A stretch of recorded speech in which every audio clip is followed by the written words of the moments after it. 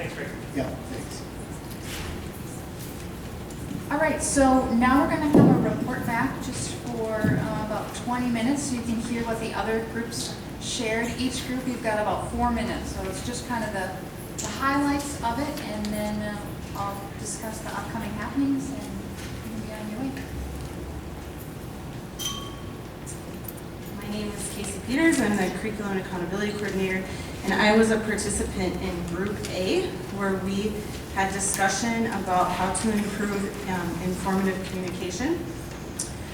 We had a lot of discussion about inconsistency in communication, and so a few ideas that were brought up to maybe bridge that is that there would be some guidelines or procedures to make communication more consistent through each specific classroom, kindergarten through 12th grade.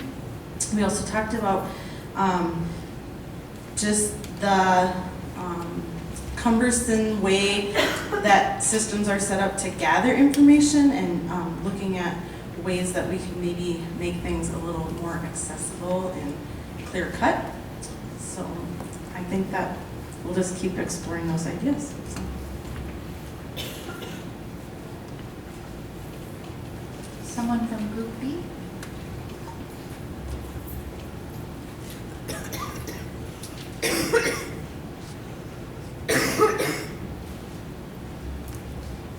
Hi there, my name is Tiffany Strabela. I'm a school board member. I facilitated a group with Pam Kowski, and we just had a great conversation with the parents and teachers that were in our group. And we talked about how our task force school improvement outline was how to build trust plus transparency equals healthy student-focused partnerships. And so our 3 takeaways were orientation, onboarding. So when parents come to the school, just that they could have a better experience coming to have a good orientation and being educated a little bit more on what PACT's all about and the onboarding process. The second point we talked about was code of conduct, confidentiality. Having that open door policy means a lot. And so that's a resource for us, and so let's use that. Third was gratitude for being a part of PACT. It's a privilege to be here at this school, and we should be grateful that our students can be here. Thanks.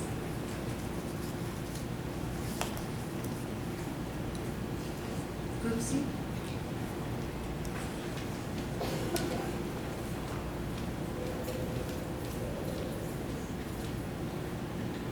All right, my name is Leah Berquist. I've got 3 kids here, 2 on the elementary side and 1 on the secondary side. And our topic was onboarding. The questions were specifically written more for parents, and so a lot of our conversation was rooted around the desires for parents. And I think one of the main takeaways was awareness and just being more aware of how we can fit in and be part of the solution to make it easier for teachers. A lot of our discussion was around the volunteering piece and making that a little bit more seamless. If you aren't able because you're working outside of the home during the day or do not have capacity to be here, what are the many other opportunities and ways that you can get involved? Is there an easy sign up, which I think we're working on? And so the solution might already be in place, almost, but being able to go online and see a way that you can easily volunteer and sign up and get involved and make a difference. We also talked about the kindergarten night for orientation and how important that piece is to getting new families aware of what the mission and the vision of this school is, what this school truly values, so that when you come in, you can hit the ground running. We talked about a mentorship program just as a solution for coming alongside some of these new families. We have families that come partway through the year, and And it is not to say that there isn't good information that's already being shared. There are processes and information in place, but for some of these families, it feels like drinking from a fire hose. And having someone that can come alongside and help you, that can be a resource. One of the examples was, what is the father-daughter dance, and what are the expectations, and what, and just trying to understand some of these nuances that our school has. And then a wider representation of parents in the committee structure, making sure that parents understand the importance of being a part of the committee structure and that their voice does matter, being a part of that so that decisions are being made that represent the whole. So that's our takeaways.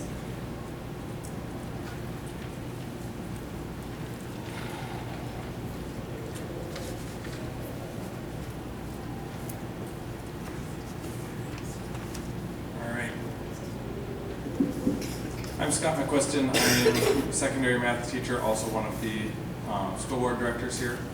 I was part of that group about looking at the focus of student achievement, the committee structure, so how we can streamline things throughout the committees a little more, and keeping parents involved in the whole leadership process. One of the big things we spent some time discussing was, again, communication, and making sure that all the committees are on the same page. So that way, maybe steering is aware of what curriculum's doing before all of a sudden, hey, steering gets it. Steering programming, or steering committee suddenly gets, it's the programming committee now, suddenly gets something from curriculum and going, oh, I had no idea they were working on this. So making sure that as various committees and as the board, that we're all aware of what each other are doing. So we're not doing the same thing in two different spots, all of a sudden find out that that was redundant.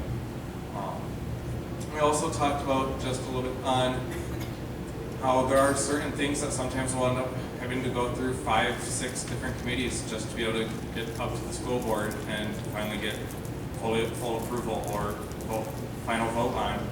And how crazy that seems when then it's, all right, we started this and now it's 6, 7 months later before finally the final vote is happening on it. So trying to look at ways of maybe doing more joint meetings with multiple committees at the same time to see ways we can shorten that timeline. And then also just being more clear and concise on just what are the committees, how do the committees work, having more of a set structure, keeping more order to them, so we don't have instances where we're spending 2 to 3 hours in one night on a discussion on one topic. So that way there can actually be more order to it, more set timelines on, all right, we've spent an hour on this, we're done, let's move on to the next piece.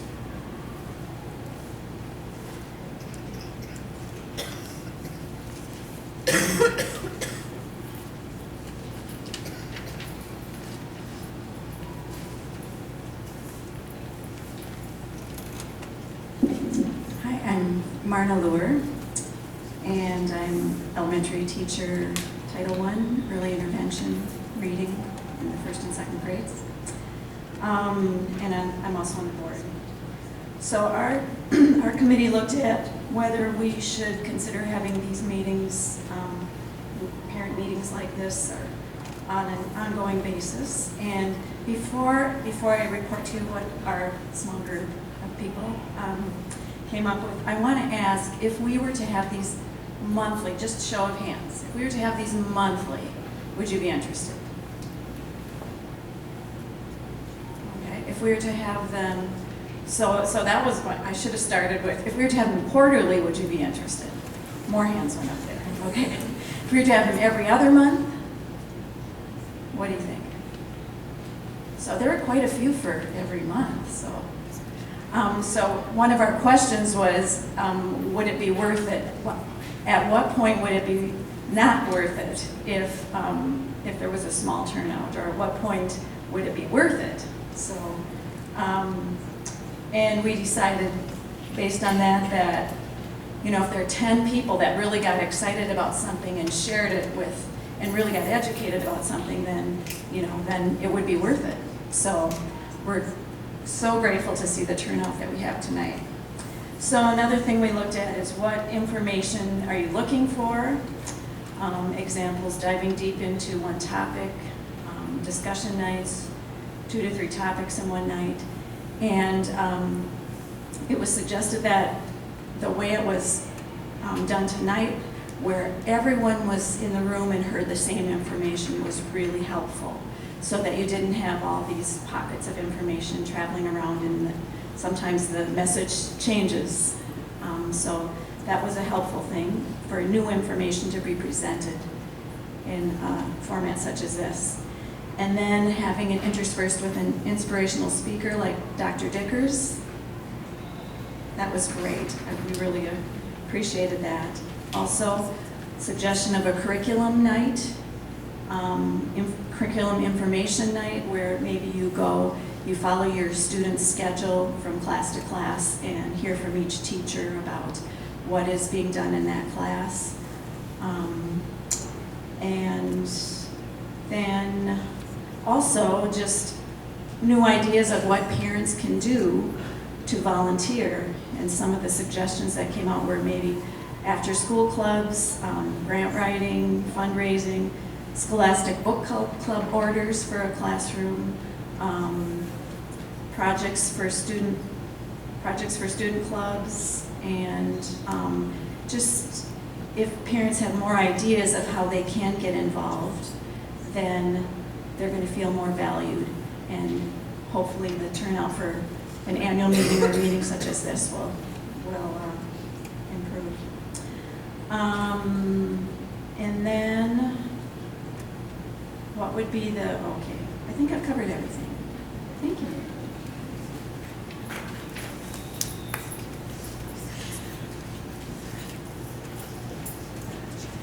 All right, so we're going to end this evening just talking about some upcoming happenings. So if you were at the annual board meeting, I talked about some of these, but there's a much greater turnout tonight. So just some things for you to be aware of moving forward for the second half of the year here. We talked about the attendance policy again. Again, this is something that is a soft policy in which we're wanting to educate, have you informed, and so the first 2 things we're working on are being to school on time, in the classroom on time.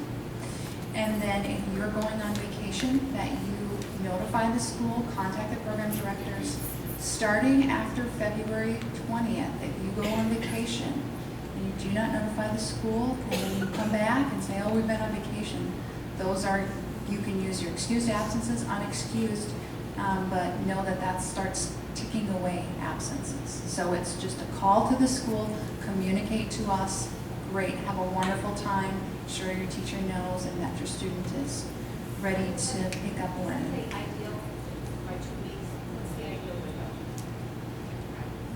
Prior to, you know what I mean? Yeah, I don't really have an ideal. I think if you did do 2 weeks, that would allow the teacher to be aware of, is there some things I can work in class with the student ahead of time? Are there some things that way? I don't think like the day before is great, but it's certainly better than not. And the school I was in last year, we had students just not show up, and you were concerned for their safety and where are they? And then you find out they're on vacation. But I mean, that's definitely alarming for a school when you're like, this isn't part of this family's character or normal behavior. What's going on? So please notify the school in advance. 2 weeks sounds fabulous. A week sounds great also. The teacher and staff evaluation model. So right now we do not have a teacher observation model. These are the standards in which you need to meet, and this was what it looks like at being not proficient or developing, proficient or exceeding. We don't have that as a school. And so that seems like a pretty key thing to have. There's something called QComp, which is free money from the state to schools who apply for it. And you get paid, teachers get paid an additional stipend to their salary for doing everything we're already doing. So we'd love to capitalize on that. Like $1,000, $2,000, here you go, teacher, at the end of the year for just doing your job. Now we have things in place already in our school to be able to have this, other schools don't. But there are also some structural things that we need to tweak. And so this is one of them, of creating an evaluation model for our teachers. So we're using one that's already been created by someone else. It's very comparable to what the state offers for schools who don't have one. And so we're going to be starting to implement that second semester here and moving forward. So I'm wanting you to be aware, for educators in the room or anyone who wants to do any research on it, we're using the Charlotte Danielson model. There are 4 domains, and so within that there's a whole bunch of different pieces of that, and it's saying, well, what does it look like to be proficient, exceeding at your job, and then providing us an opportunity to work with our teachers who are in that developing stage or unproficient, how we can help support them. So know that that is happening, and our desire is to provide our teachers with the resources to do their job well. We're working a lot on the master schedule for next year, so here's quite a few pieces about that. Mr. Nyquist is our secondary program director, and he has been working with committees and staff to figure out a new way to do advisory next year. So we've talked about PLCs, that they need to be in the day. We don't want to keep having substitutes that we're having to hire to come in to teach your kids, because we want the teacher to teach your kids. And so one of the ways that we've looked at this is to provide some exploratory advisories. So it would be a math teacher teaching something related to math during a 30-minute advisory.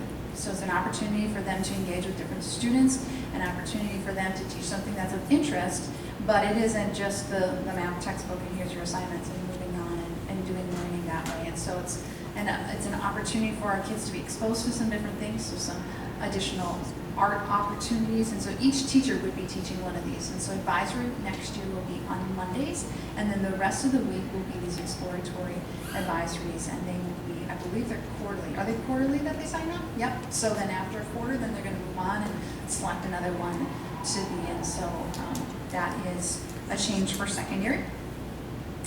For our elementary art position, we right now that person also does lunch duty, and they teach some reading and they teach some math, and you know, if you're an art teacher, you probably just want to teach art because that's your passion, that's what you love. And so next year our elementary art position will be teaching elementary art, most likely teaching 7th grade art as well, and then they'll do one of those exploratory arts in the morning. So that's a change there.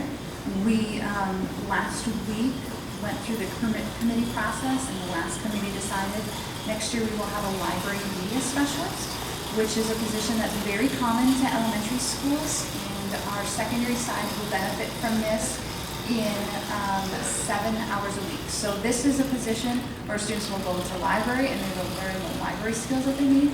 This person will also teach them once a week on our elementary side students computer skills. And so there are standards within, they're called ISTE standards, and there are standards within our reading curriculum, or reading standards for the state, saying these are the expectations. Like kindergarten, you need to know what the front of the book is and what the back of the book is. You need to know that illustrations are the pictures in the book.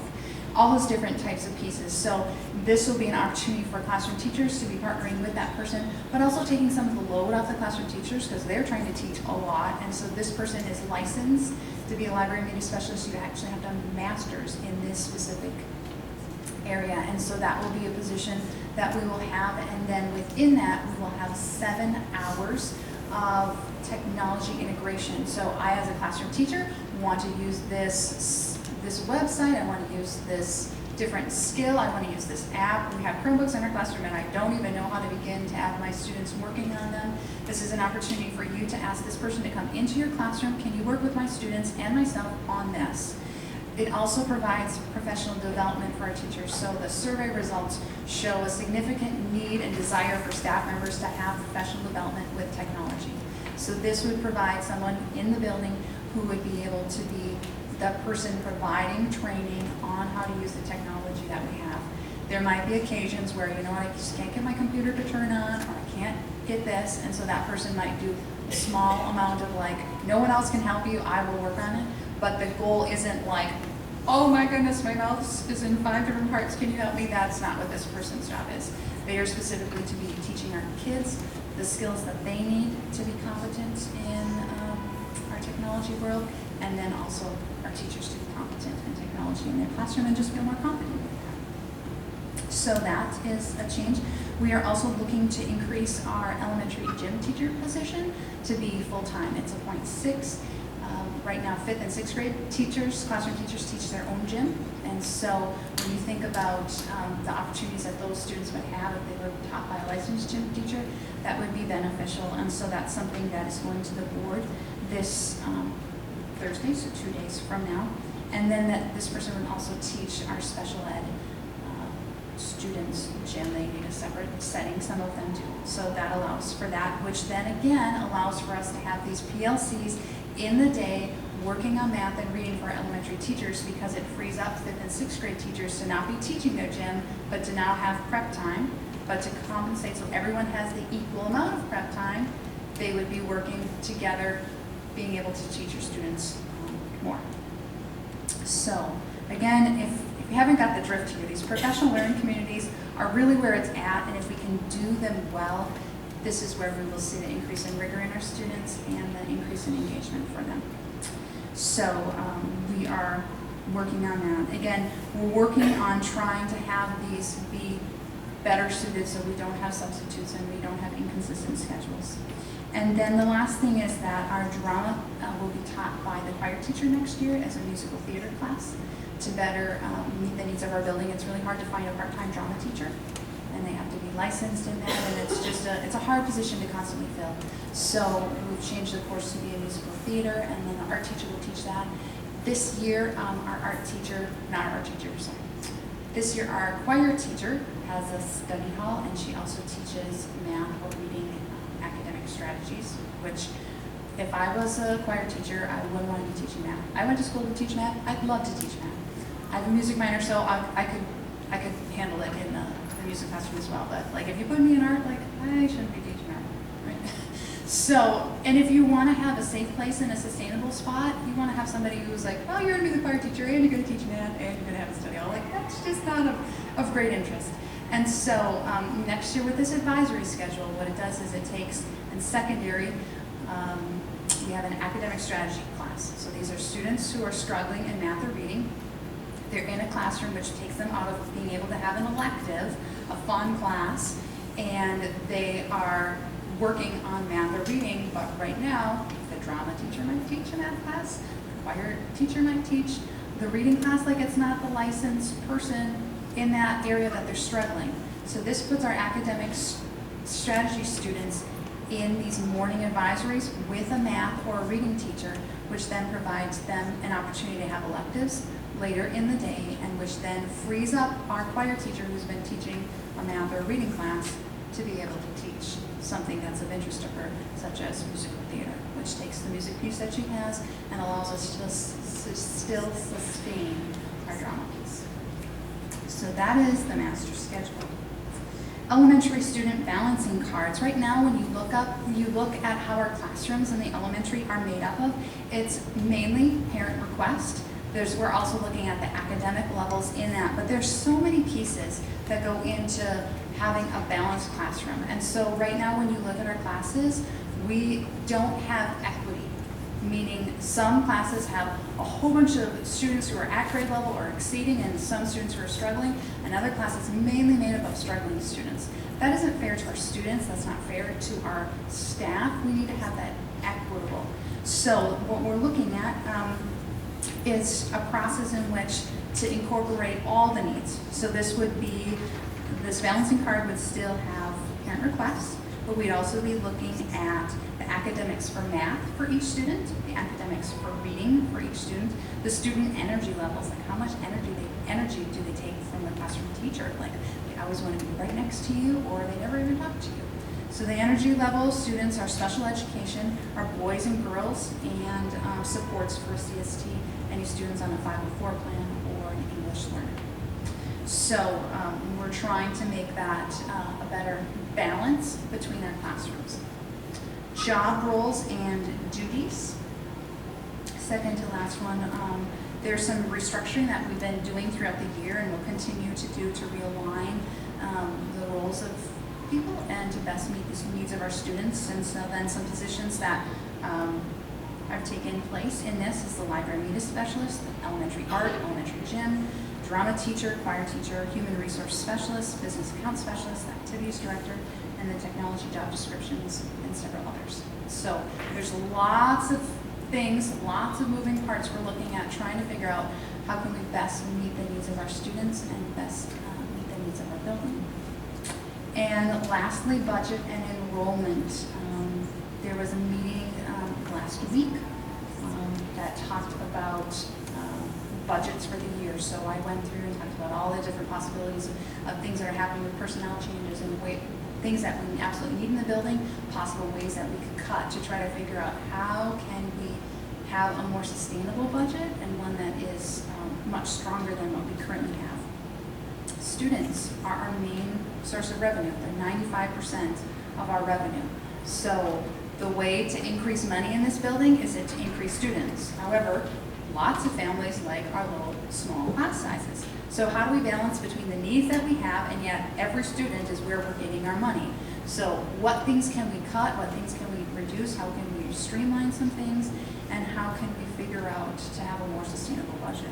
So that was the initial beginning conversation about that. And so we're asked this BKDV, they're the company that we work with for our finances. We gave them different things that we're interested in and asked them to create mock-up budgets, and then that will go to the board in March, and we'll take a look at those and figure out what decisions will be made. So that is all I have for the upcoming happenings.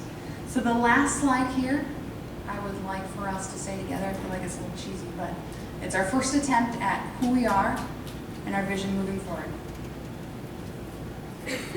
At ImPACT Charter School, we are students of character and academic excellence. Thank you for coming tonight. Thank you for your time. Nice to see some new faces here. Have a wonderful evening.